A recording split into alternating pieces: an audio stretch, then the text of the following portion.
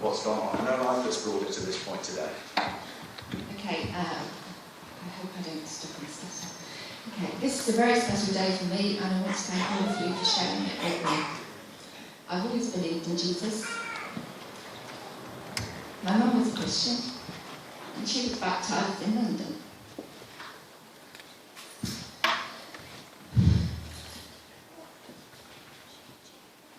As a child, I went to the local Methodist Sunday school, and then we moved back to church where my husband Clive and I were married in 1980.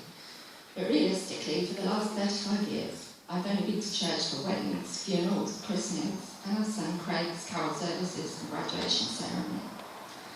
Last year, due to various work pressures and other pressures, I was exhausted and I felt like I was stuck in a revolving door with no way out. Then late one Friday afternoon last May, at the end of another difficult week, a work colleague, Paul, who's here today with his wife Ruth, came into the office before he went home.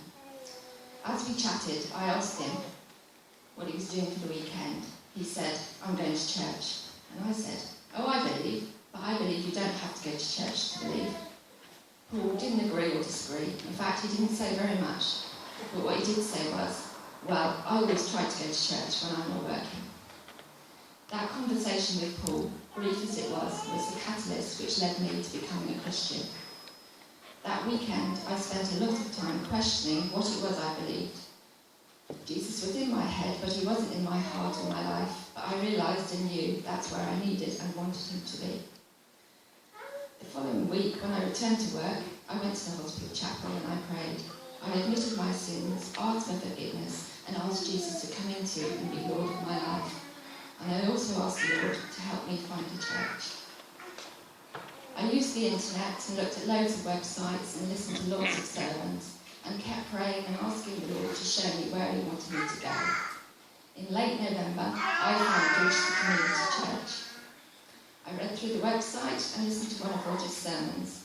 And as I did so, I said out loud, "That's where I'm going." And I came here for the first time on the 7th of December. The Lord answered my prayers and brought me to Dorset Community Church. I've made so many friends here, and with their support and guidance, my faith has grown. Jesus has shown me the way out of my revolving door.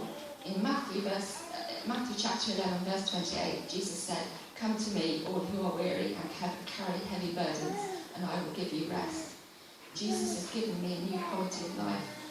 He's helped and strengthened me. I now feel rested and have a great sense of peace. So many of my prayers have been answered. I know that faith has made a difference in my life, but in preparing my testimony for today, I asked my husband Clive if he had seen a difference in me. He said, without prompting, "You're calmer, more patient, and much happier." I want to be baptised today, firstly to obey the command of Jesus, but also to show my faith in Jesus and to make a public confession that Jesus is Lord of my life. Fantastic.